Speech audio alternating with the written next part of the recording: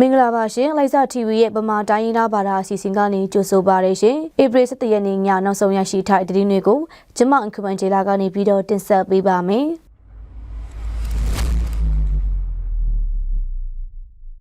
KIA အစိုးရမှရေးပေါ်ဝန်ထမ်းအတွဲ60ကိုဧပြီ10ရက်နေ့ကစုပေါင်းမင်္ဂလာဆောင်ဆုတောင်းပွဲပြုလုပ်ပေးကြောင်းသိရပါတယ်။စုပေါင်းမင်္ဂလာဆောင်ဆုတောင်းခြင်းအစီအစဉ်ကို KIO ဥက္ကဋ္ဌဗိုလ်ချုပ်ဦးဘင်္ဂလာ၏စီစဉ်ပေးမှုနှင့်မင်္ဂလာပွဲဖြစ်မြောက်ရေးကော်မတီများ၏လှုပ်ဆောင်ပေးမှုများကြောင့်ပြုလုပ်နိုင်ခဲ့ကြောင်းလည်းသိရပါတယ်။နိုင်ငံရေးတာဝန်အမျိုးကြောင့်ခရီးရန်အိမ်ထောင်ပြုရန်ခက်ခဲနေတော့ဝန်ထမ်းများစုပေါင်း၍စုပေါင်းမင်္ဂလာဆောင်ပေးတာဖြစ်ကြောင်းလည်းသိရပါတယ်ရှင်။စုပေါင်းမင်္ဂလာဆောင်အခမ်းအနားကိုဂျာထူကောင်အာစီဖျားကြောင့်လိုက်စာထက်တန်းကြောင့်ခမဆောင်နဲ့လိုက်စာမြို့တရားရုံများတွင်ပြုလုပ်ခဲ့ကြောင်းလည်းသိရပါတယ်။ယခုလို KIO အစိုးရမှစုပေါင်းမင်္ဂလာဆောင်ပေးတာဟာလွန်ခဲ့တဲ့ခုနှစ်2018ခုနှစ်ကအိမ်ထောင်46 2020ခုနှစ်ကအိမ်ထောင်89စုစာတီတို့ကိုပြုလုပ်ပေးနိုင်ခဲ့ကြောင်းလည်းသိရပါတယ်ရှင်။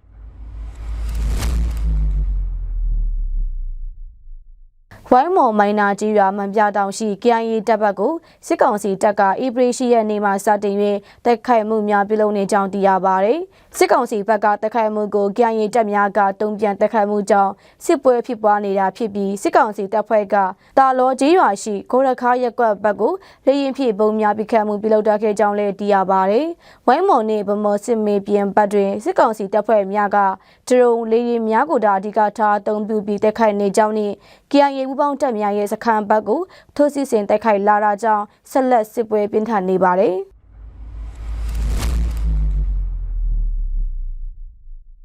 အိန္ဒိယနယ်စပ်နမ်ယူပန်းဆောက်ဘက်မှာမတ်လ28ရက်နေ့ကနေဆက်ဆောင်တဲ့အစမ်ရိုင်ဖယ်စစ်သားတွေနဲ့နာဂလက်နက်ကင်တပ်ဖွဲ့တွေကြားပြစ်ခတ်မှုဖြစ်ပွားတာကြောင့်နေဆက်ဂိတ်ကိုပိတ်လိုက်ရကြောင်းသိရပါတယ်။ရခိုင်ပြစ်ခတ်မှုမှာအိန္ဒိယဘက်ကနေဆက်ဆောင်စစ်သား3ဦးတေဆုံးမှုဖြစ်ပွားပြီးနောက်ဂိတ်ကိုပိတ်လိုက်ကြောင်းသိရပါတယ်ရှင်။အိန္ဒိယဘက်ကကုန်ပစ္စည်းနှင့်ဇက်တောက်ကုန်တွေအဓိကတင်သွင်းနေတဲ့ဂိတ်ကိုပေးလိုက်တာကြောင့်ပန်းဆောက်ဒေတာဘက်ကုန်ပစ္စည်းတွေပြက်လက်မှုဖြစ်ပွားနေပြီးကုန်စည်မြင့်တက်မှုတွေဖြစ်နေတယ်လို့ဒေတာခန့်များထံမှသိရပါတယ်။မြန်မာဘက်ကတင်သွင်းယူဖို့လဲကာခနဲ့လန်ခရီးအစီအမပြေမှုတွေကြောင့်ပြည်သူများစားတောက်ကုန်ပြက်လက်မှုကြုံတွေ့လာမှကိုစိုးရိမ်နေရကြောင်းဒေတာခန့်များပြောကြားရမှသိရှိရပါတယ်ရှင်။နားဆင်ခဲကြတော့မိဘပြည်သူများအားလုံးကိုယ်စိတ်နှပြရှင်လန်းချမ်းမြေ့ကြပါစေရှင်